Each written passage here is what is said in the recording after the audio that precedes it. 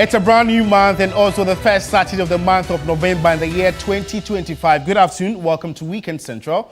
This bulletin, of course, is coming to you live from the news hub here at Adesawe Kanda. We're live on Facebook as TV3 Ghana, on DSTV as Channel 279. My name is George Kwaning. Top of the stories is out.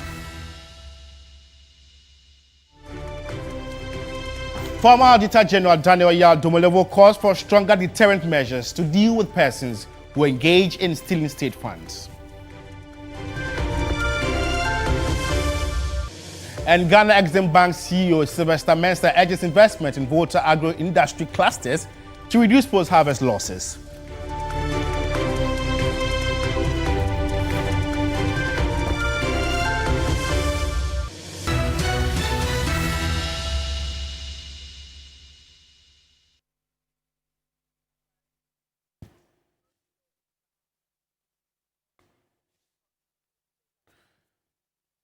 Well, we have details of these stories and many more coming up in the next 60 minutes if you spend your time with me. Also, you can get interactive with us. We are live on Facebook as TV3 Ghana. Let's begin from agriculture. Rice farmers in the northern parts of the country are raising concerns about low market prices for their produce and inadequate support from government affecting both production and processing of their product. And the farmers feel government initiatives, while intended to help, do not fully address the challenges they face. And my colleague, Christopher Mwako, has more in this report. Rice is a critical staple and a crucial part of the agricultural economy in many nations. Many governments often implement policies to boost domestic production to meet demand and improve food security by sometimes imposing import bans.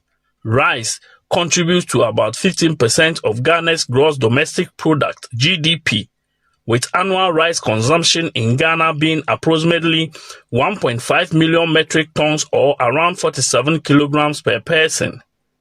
The top 5 main producing regions in Ghana are Northern, Volta, Upper East, Oti, and Ashanti. The rice value chain, made up of input dealers, smallholder farmers, logisticians, processors, and distributors, employs more than 500,000 people. Despite its importance, local rice production in Ghana faces challenges, especially access to markets and distribution channels, with thousands of metric tons of rice remaining unsold each year. Farmers lament the situation has led to rice glut in many parts of the country. There is no market for the rice this year. I have several bags of the rice at home, yet no one is even asking to buy a bag.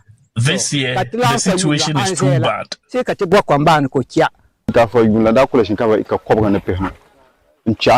I have over 50 acres of rice, and in a week's time, I will start harvesting. Meanwhile, the 2024 rice I harvested is still in my warehouse. Government must do something.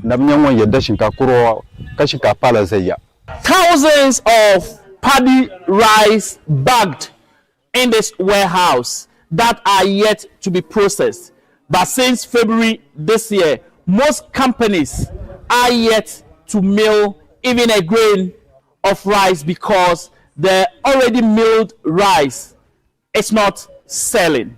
On September 8th, the Association of Rice Producers and Processors in Ghana petitioned government to look into the surplus rice that they have. We came together as a body and wrote a petition to the president asking, we are not even asking too much. What we are saying is that they have to involve the national security to be able to work closely with the GRA, the Ghana, the Customs Service, so that they'll be able to close down the borders to not allow those bringing the rice through those areas without paying tax. They should work on that. And also we are asking the government to direct buffer stock and also direct all the Ghana armed forces that they should rather consume the local rice instead of spending the taxpayers' money on the imported rice. The Ministry of Food and Agriculture on September 23 issued a statement directing the National Buffer Stock company to purchase surplus grains from farmers. The initiative, according to the ministry, is to protect farmers from financial losses over the bumper harvest they've had. But the question farmers are asking is that will this solve the problem? No, this is just a temporary problem for last year's farmers, produce that the farmers are holding. What of this year's party? And also, I want to find out from the government if they are is Buffer still having a rice mill that they are buying to process? So they should have come to the millers, buy from the processors the mill rice that we are having. They should have directed the buffer stock to buy those ones, then to give us the capacity or the amount, the money to be able to buy from the farmers. But if you are buying the grain from the farmers, do you have any processing machine that you are coming to process it? And that will not even relieve the problem. But how can government deal with the rice glut in the country? What government must do immediately is to put up policies that all government expenditure on rice should be based on local rice, not foreign rice. If that one is even able to do it, I think it will help us. And also, if the government is able to involve national security to work with Ghana Customs Service, they will be able to stop those bringing the rice from unapproved routes. The Rice Producers and Processors Association of Ghana has threatened to embark on a massive demonstration on October 8th if government fails to address their concerns. Christopher Mwako, TV3 News, Nasia, Northeast Region.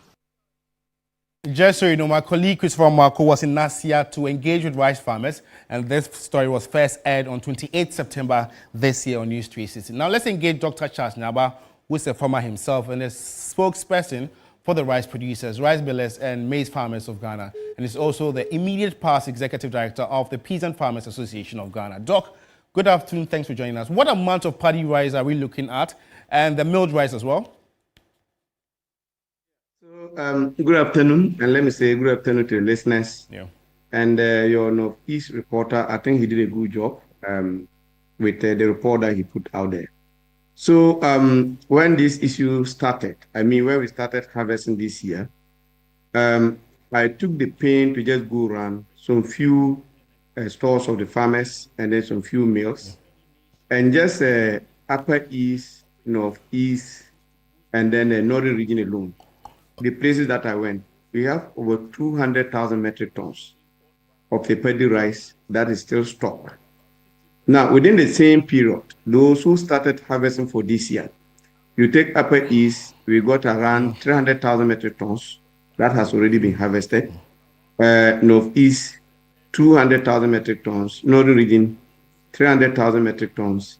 Volta, we got 50,000 metric tons. Upper West, we got 20,000 metric tons. That is just coming right now. All this and is still unsold. For the mills that we went, we have a Nasia rice, which is owned by Tamale. We have the Don, another miller in Tamale. We have Abinas. These are the big millers, I'm telling you, not the numerous, the small ones. We had 50,000 metric tons of mill rice. And these are the people who provide ready markets for the farmers. So we confronted them. I deal with them on a daily basis because I am on the producer side and they are at the buying side. When I went there, all their warehouses were full with what has been milled and then the paddy that they've already bought. So they said there's nothing they can do. They can't come to buy from us. When they buy and even mill, where will they keep it? They don't even have place to do the storage. So this year, all the places, all the farms that I went, the same story. My own rice I harvested 3 weeks ago. I have to carry it, go and dry it, bag it, and send it and store it because nobody's interested. I have the capacity to cater for combined harvesters. But most of the smallholder farmers cannot even pay for the services of combined harvester. Previously, we used to do a butter trade. If you harvest 1 acre, I give you 1 bag of the 180 kg bag of rice. This year, they said they are not taking it because When they also take it, they don't have a place to sell it. So most rice is actually going to remain on the farms on harvest because of these problems. And we think that it's simple. Why would a farmer suffer? Most of us did without any government support. And it got to only harvesting. And government has money from the taxpayer, which is supposed to give to National Food Buffer Stock to come and mop these grains. And they now decide to use the money to rather buy imported rice. It's not just fair to Ghanaian. So that's where our concerns are. Look, I know somewhere this year the buffer stock spent some 100 million cedis to mop up excess farm produce and is seeking additional money to actually undertake another purchase, not only rice, but maize and other products. How are you as a farmer, how are you taking advantage of this very opportunity? So, my brother, that is where the problem is. I have been engaging National Food Buffer Stock. When they started, we engaged them. We did all the things together. So, to be very honest with you, my farmers and the communities that I operate were still waiting for the National Food Buffer Stock company to come and buy. Only for us to get there, and they told us they've already engaged produce buying companies to go and buy. Yet there is no single community where we operate who can confirm that they saw these produce buying companies come there to buy. So which means the story we've been telling you, that they take the money instead of coming to buy from farmers or to buy the meal rice or maize, they'll rather buy the imported ones. And we all know the consequences that comes with the imported ones. Most of them are expired from Vietnam and Thailand. They keep them for more than 10 years because they can't sell them and they are not healthy for human consumption. Our people go and buy, pass through the unapproved food, bring them to the country, rebag them and put them in the market. And because these are not healthy rice, they can afford to actually bring the price down lower than the local rice. And you know, Ghanaians prefer cheap things because they don't really know the health implication of that. So when you talk to people, say, oh, the local rice is expensive. But we are talking about healthy rice versus expired rice. But on the part of the government, what they should have known is that this rice that we are buying from foreign countries, we are creating jobs for those people. There are a lot of farmers who say next year they won't do rice again because it doesn't make sense. You go and put your resources, you produce, you put your energy, then it comes to only purchasing, then you allow it to go wasted. So we think that our policymakers, especially the president, need to actually sit up if you want this country to be self-sustainable in most of the commodities we are talking about. Doc, so let's still stay with the buffer stock because the review committee set a price of 5 cedis per kilo for paddy rice, below which aggregators cannot buy. Is that price enough to actually, for farmers to break even? You know, we don't even have a problem with the price because as it stands now, it's about the survivor. People are coming to the field, others are buying 3 cedis 50 pesos. Others are buying 3 cedis. And even with that, farmers are still chasing, they just want to give away. So if government is giving 5 cedis, even though it's far below our expectations, but we have no problem with that. We'll give it out. But even with that 5 cedis, they are not buying from us. That's the problem. And we think that since government have taken out fertilizer subsidy program, seed subsidy program, they could have actually shifted that money to the marketing bill. And that's what I have been campaigning all around. I said, look, if this country wants to be self-sustainable, especially on the grains, and we don't need to import, let's focus on the marketing. I can give a number of other commodities where other institutions focus on only the market, and now they are getting more. Typical example is Guinness Ghana. About 5 years ago, Guinness Ghana used to import barley from Argentina and other places to brew. We went in, we sat with them, we did a negotiation. And they also went to government, and government agreed to give them some tax holidays. Doc, so my brother, today we are supplying 100% of raw material to Guinness Ghana.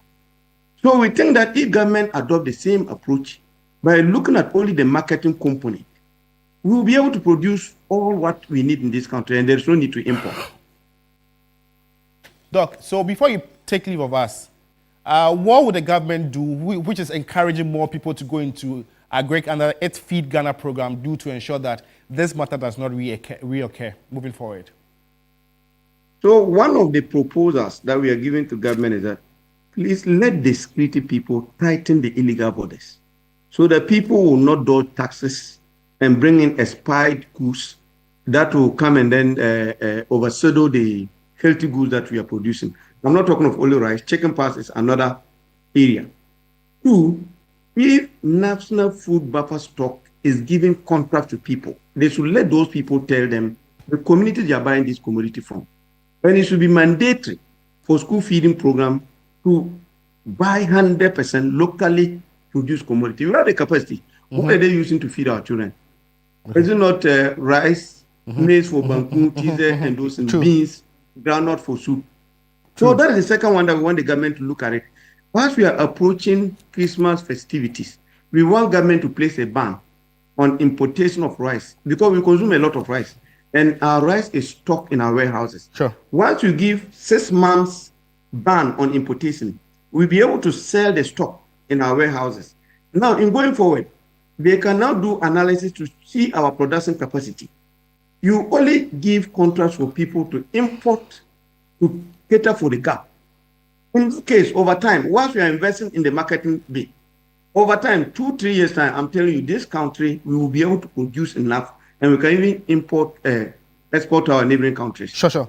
Thank you so much, Doc. Dr. Charles Naba is a farmer himself and also the immediate past executive director of the Peasant Farmers Association of Ghana. If you just tune in, you're watching Weekend Central, the first Saturday of the month of November's edition and also the very first weekend of the same month. In other news, tricycles, popularly known as pragya or keke, have become a lifeline for many commuters in Ghana, especially in areas where public transport options are limited. But behind the convenience lies a growing debate about safety, regulation, and road use. My colleague Aseda Botwe explores the realities faced by tricycle riders navigating Ghana's busy streets.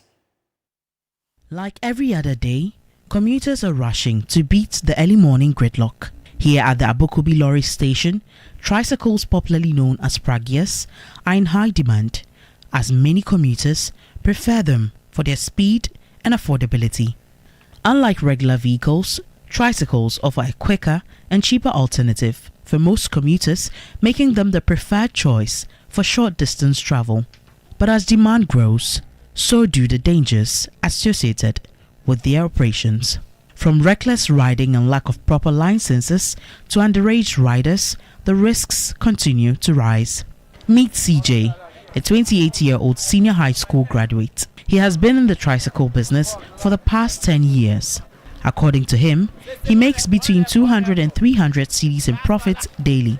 However, he says the business is not without challenges, citing frequent attacks by armed robbers and the poor state of roads as major concerns. We face a lot.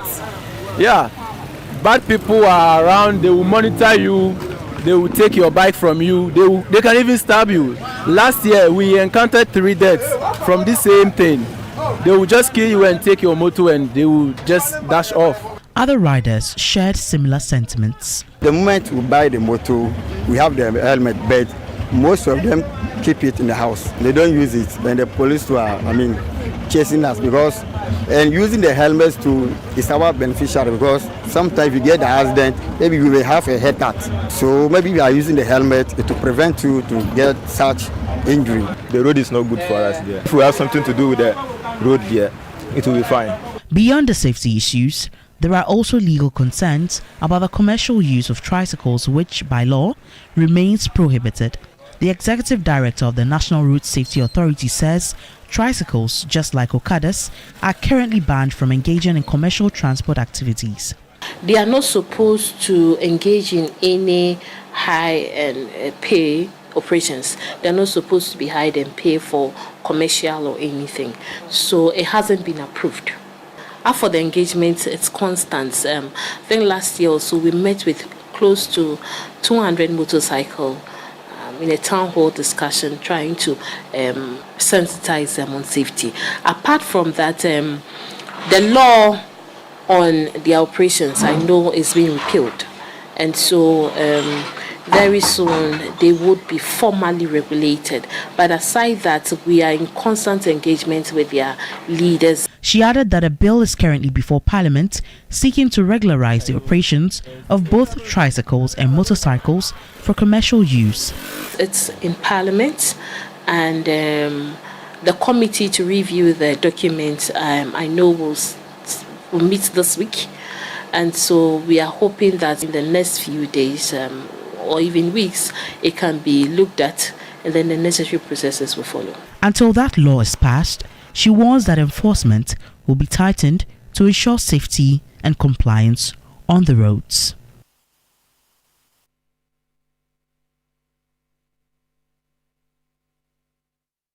And now my colleague Ibrahim Abubakar joins us from the Ashanti region on this very issue.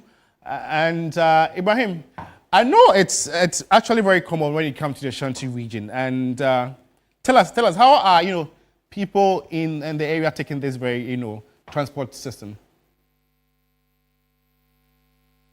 Yeah, so like you rightly mentioned, the influx of these tricycle cycles has not only made mode of transport very easy and affordable, but offered a lot of employment to both the young and the old.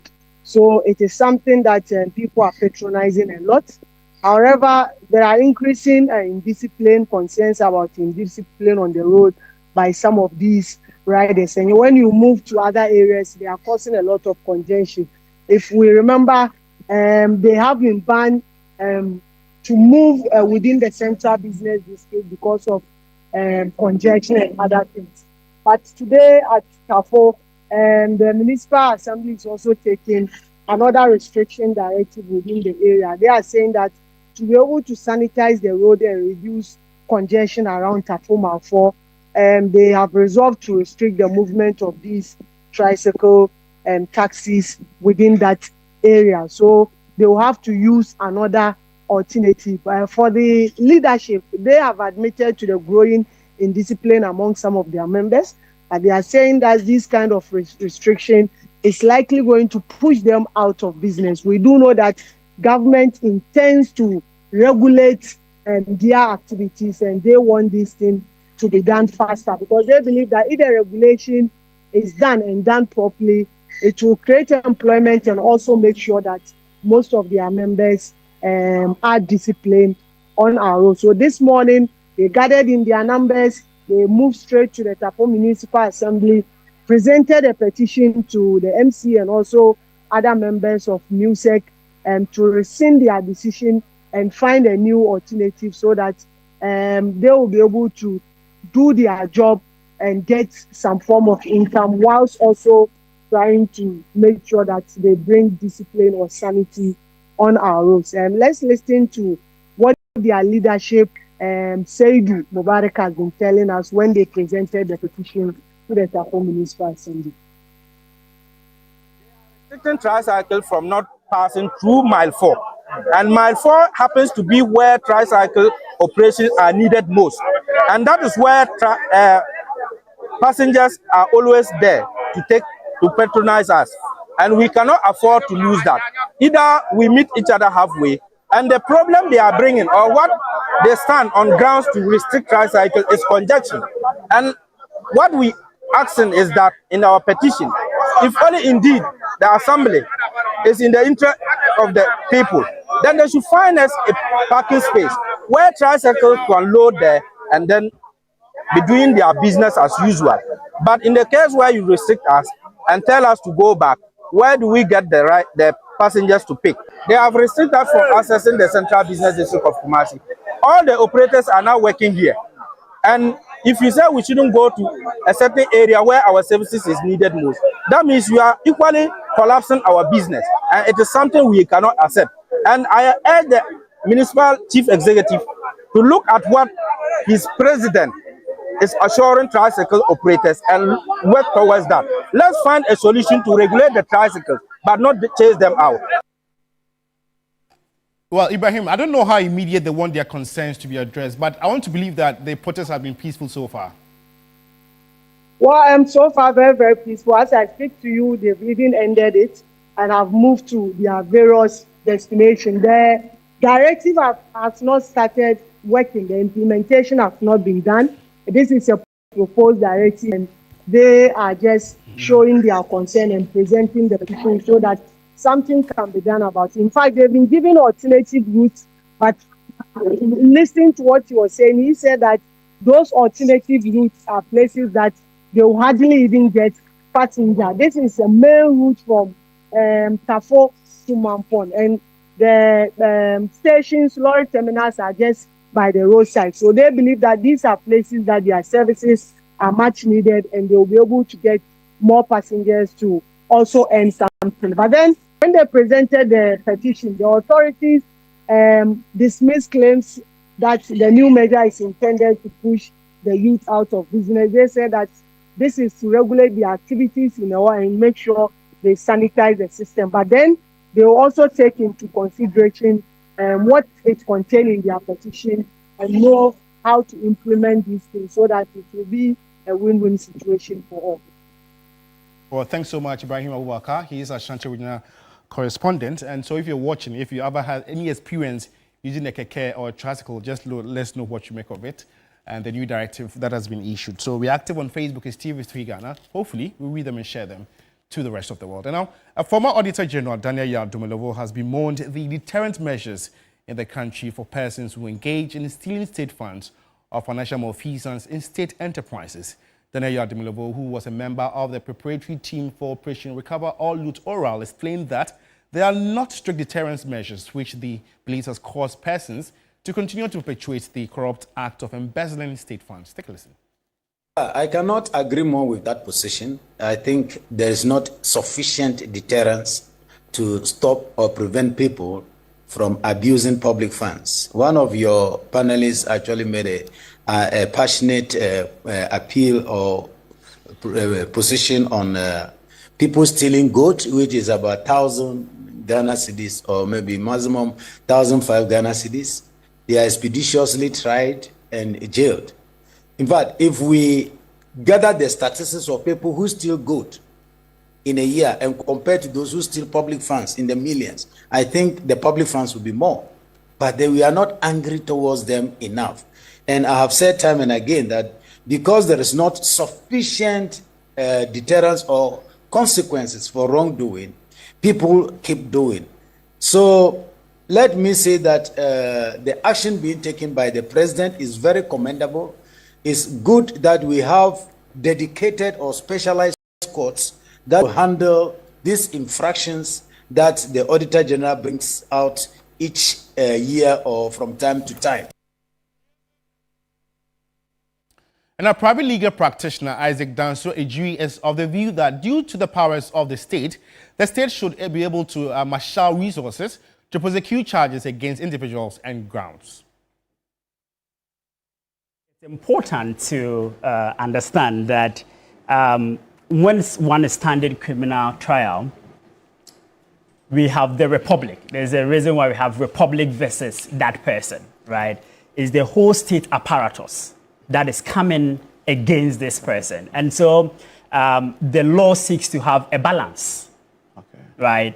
And so when we say that, okay, the state is the one, all state apparatus bringing to bear on this one individual group of people for having, committed a crime against the state has the power, it has the resources, it has the abilities to be able to prove that crime that they are claiming that this person has committed. And that is why, as a matter of legal position, just of balancing the weight between the parties involved, let's say that you say that this person has done this, you have all the resources of the country to follow and prove that this person has indeed done that.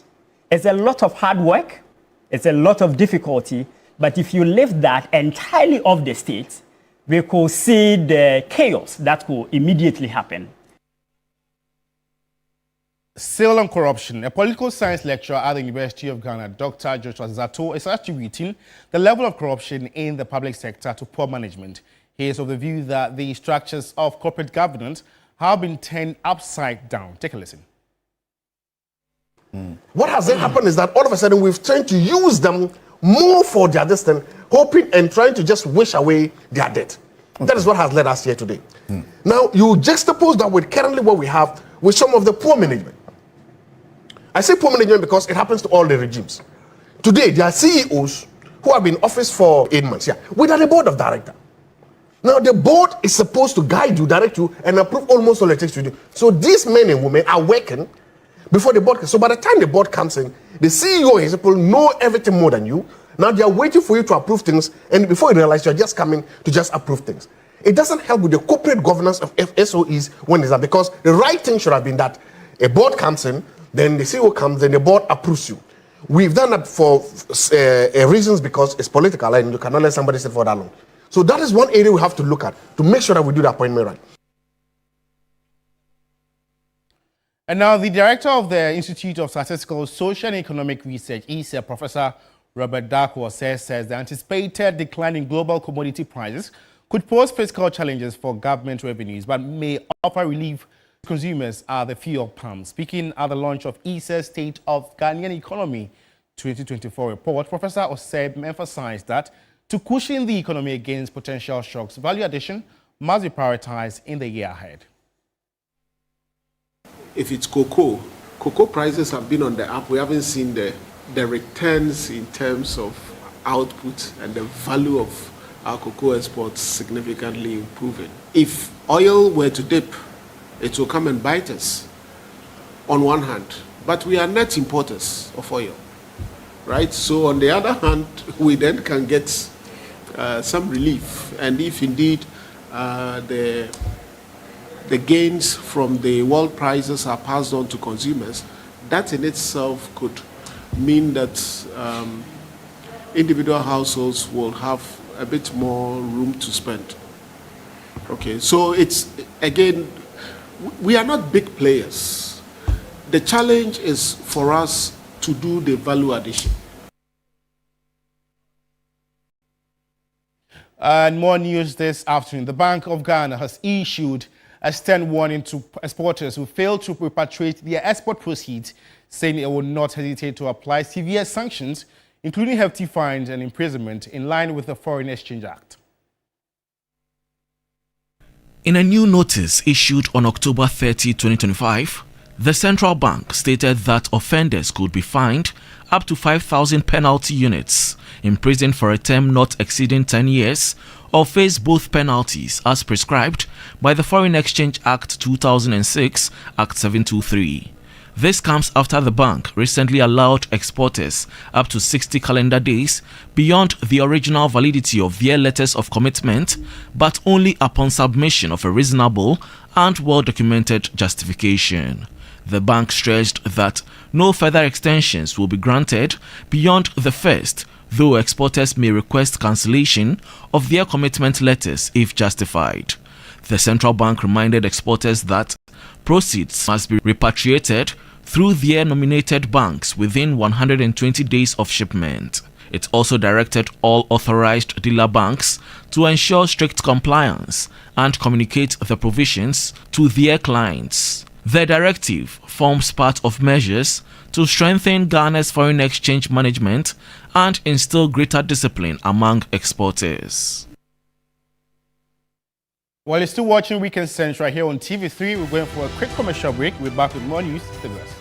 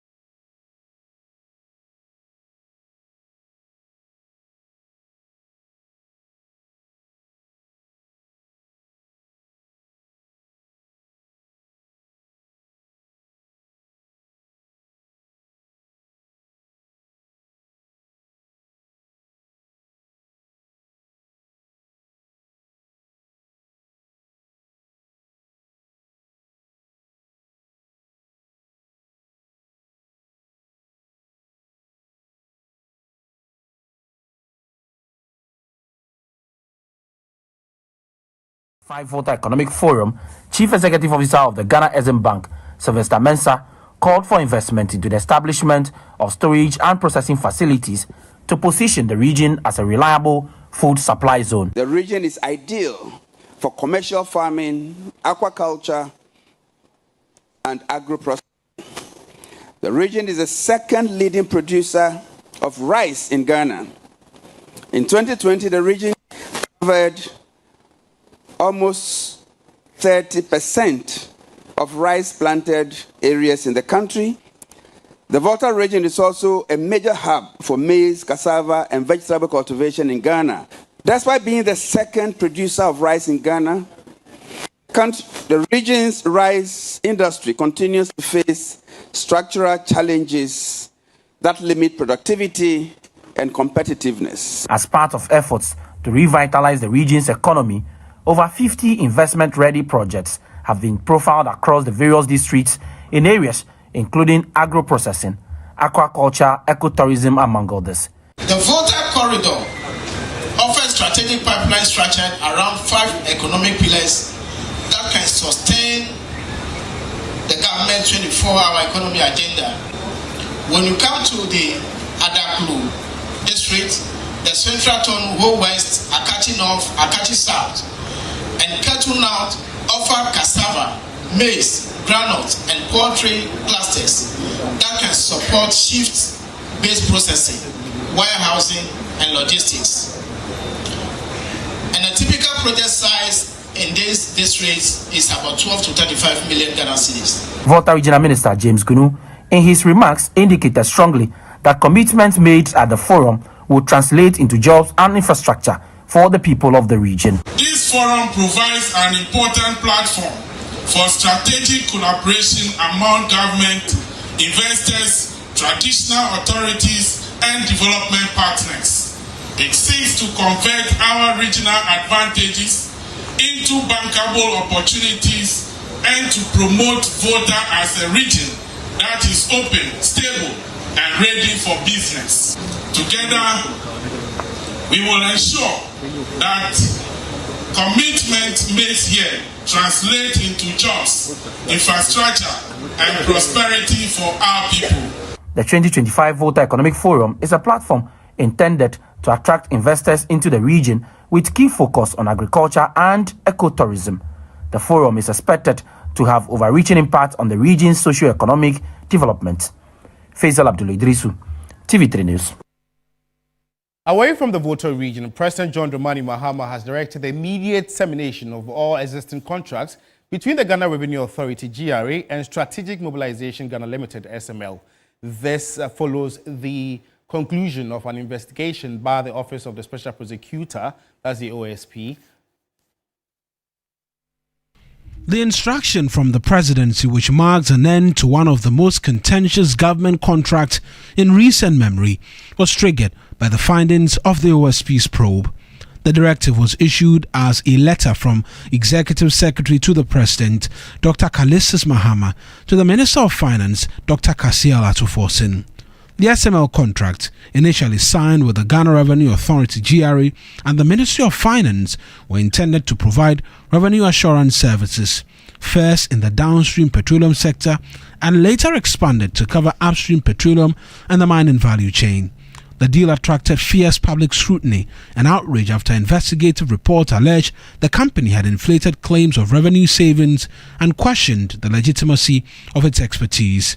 The contract was also criticized for being single-sourced, and some reports suggested the long-term value could reach over $100 million annually. The controversy deepened with the OSP's intervention.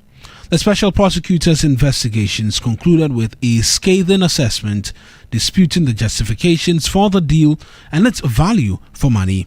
The OSP's probe also uncovered allegations that over 1.4 billion cedis had been paid to SML without adequate monitoring or evaluation. The OSP has also publicly implicated the former Finance Minister, Ken Ofori-Atta, in connection with the deal. The OSP will charge the following persons with various corruption and corruption-related offences before the end of November 2025. 1. Kenneth Nanayao Ofori-Atta, former Minister of Finance. 2. Ernest Akori, Chef de Cabinet to Kenneth Nanaya Oforiatta as Minister of Finance. 3. Emmanuel Kofinti, former Commissioner General of Ghana Revenue Authority. 4. Amishadai Owusu-Amoah, former Commissioner General of Ghana Revenue Authority. 5. Isaac Krenzel, former Commissioner of the Customs Division of Ghana Revenue Authority and General Manager of Strategic Mobilization Ghana Limited. 6. Kwejo Damwa, former Commissioner of the Customs Division of Ghana Revenue Authority and Member of Parliament for German South constituency. As part of the process, the OSP will seek to recover the financial loss caused to the Republic from the persons listed above.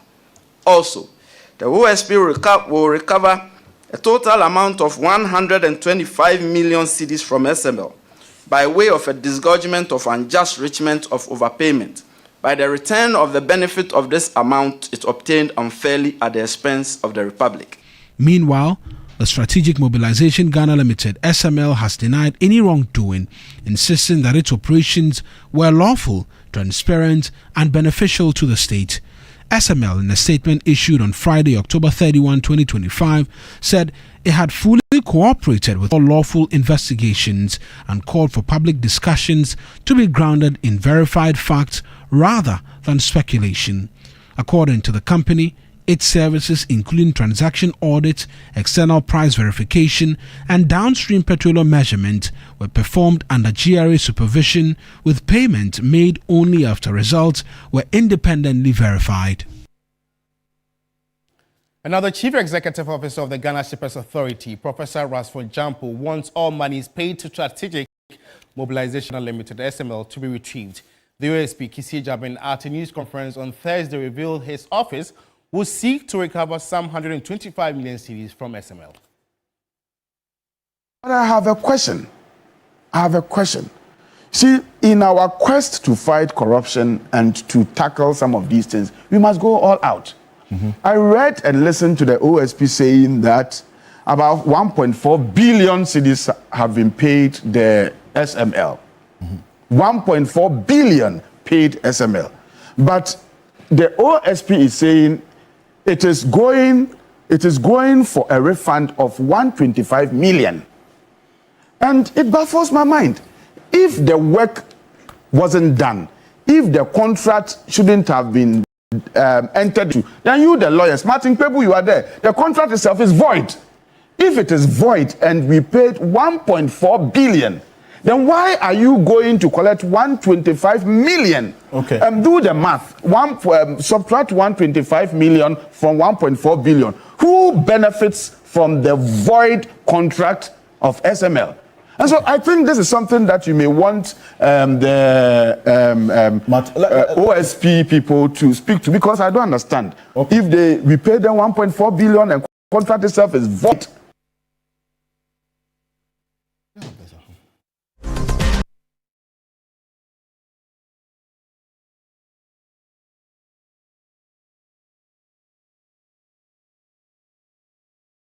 This afternoon, after a decade of abandonment, neglect, and left to rot, the Tamale Metropolitan Assembly has initiated plans to revamp the Datoyili bus terminal. Work on the 1.9 million cedi World Bank project, which started in 2015, started in 2017. The project, which has remained dormant for several years, was once envisioned as a major transport link between the Tamale metropolis.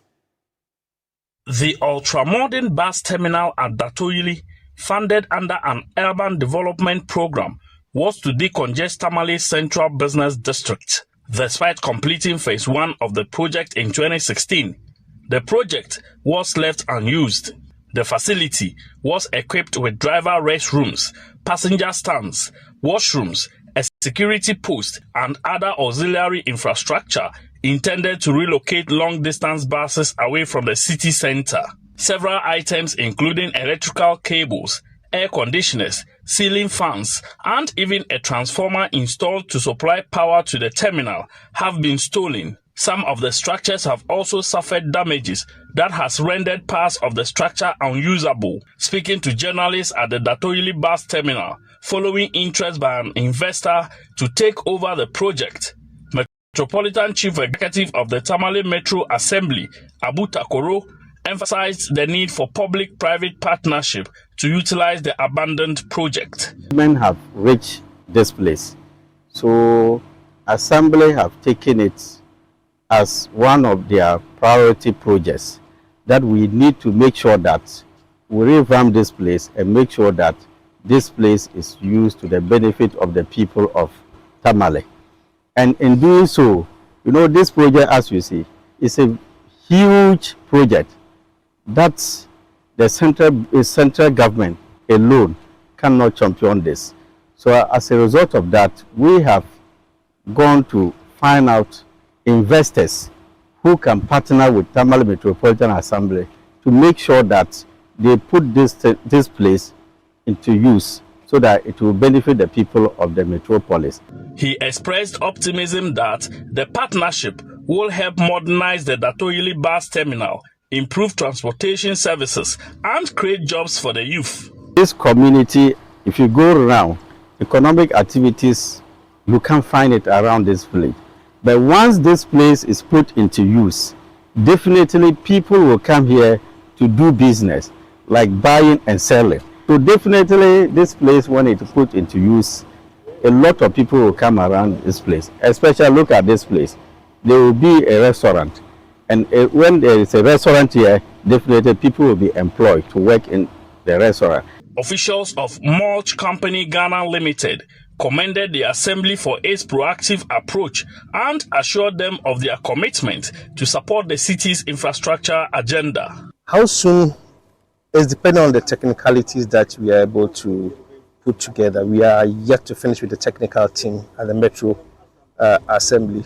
And then once we get all the technical details and we know what has gone on and the parameters that have been covered so far with respect to this development, then we can tell how soon we can come out with it. But seeing it as a test now, we are excited.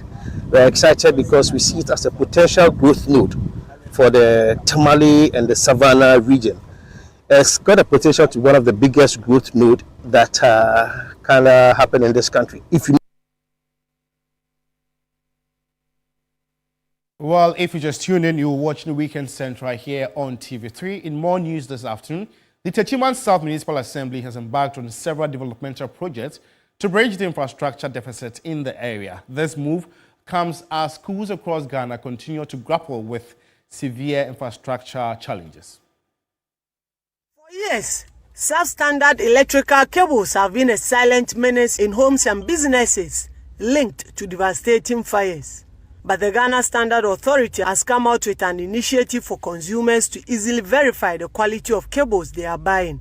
The project forms part of the authority's digital revolution in product authentication. Whatever product that we are using, there's a standard to it. And once we agree that this is what we are going to use, all of us have to abide by it.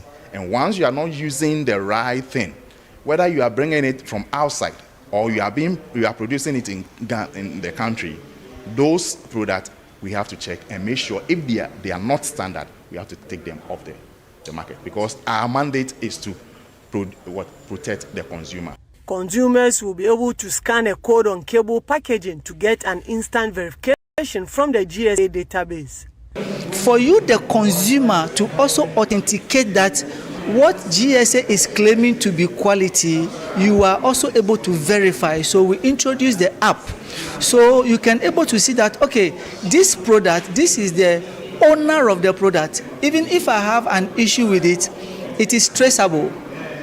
So we want to ensure there is a lot of quality products circulated on the market. GSA says the intervention will not only protect the consumer, but also create a level playing field for local manufacturers who follow the rules.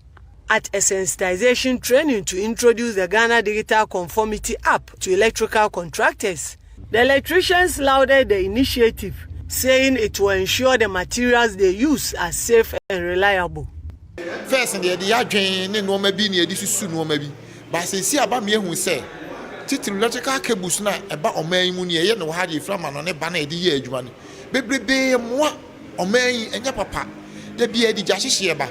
me de jahye ne kura no de to so mienu ne di kan pa de ba ya ne ham ne say e ma bebre tua light bay akese ba sa system mo ba me ehu electrical cables papa ewu ma esese wo electrician a wo de yi adwuma standard board abibie ni papa ti se me say aboa me se me call market se me koto cable a se manya ade a metimi de atese ma me ehu say cable na me use no eya na se enye. The goal is to empower the consumer with immediate information and take substandard cables off the market. Well, the story that just went by is in relation to the activities of Ghana Standards Authority and to combat the proliferation of substandard electrical goods in the market. The Ghana Standards Authority is piloting a mobile application that allows consumers to instantly verify the quality of electrical cables before purchase. And the initiative, dubbed the Ghana Digital Conformity Pilot Project, is to increase market surveillance and consumer protection. So let's take you back to the Teichman South area where some sort of educational projects are ongoing. Ghana's educational sector is plagued by infrastructural deficits, forcing thousands of pupils to learn in substandard and harsh conditions. Across the country, over 5,400 basic schools still operate under trees or in crumbling structures. A report by the African Education Watch indicates that despite the Ghana School Infrastructure Program launched in 2021, to construct new classrooms by 2025, only 17 schools have seen completion. The Fianso MA cluster of schools, Primary C, in the Teichman South municipality is one of the many rural schools experiencing these challenges. The poor state of facilities has been linked to reduced learning outcomes, low student motivation, and reluctance from teachers to work in the area. The school is the children sitting under trees is not helping at all. Sometimes when it's raining, that means lessons have to stop. Then all will run inside the other classroom before the rain will stop, then lesson will continue. Beyond the classroom, the school faces a critical sanitation issue. Hannah Yeboah, the headmistress for Fianso Primary C, expressed deep concern over the absence of toilet facilities, which forces pupils into open defecation. If you look at this, our big school, there's no toilet facility in this school. Sometimes you see the children outside using themselves without even caring about who is passing, and you will see that our kitchen too is just nearby, and you will see children releasing themselves at the other side and they are cooking at the other side. To address these pressing issues, the mayor for Teichman South has initiated the construction of a modern 6-unit classroom block with auxiliary facilities for the Fianso MA cluster of schools, Primary C, to significantly improve the school's infrastructure. This initiative has been well received by teachers. Speaking to the media after the inspection, the mayor, Ajay Mensah, issued a stern warning to contractors, noting that any contractor found executing shoddy work would face severe consequences without fear of favor. Under my watch, a contractor, you have to perform to the standard that everybody will be happy with. I am not going to entertain any shoddy work under my administration.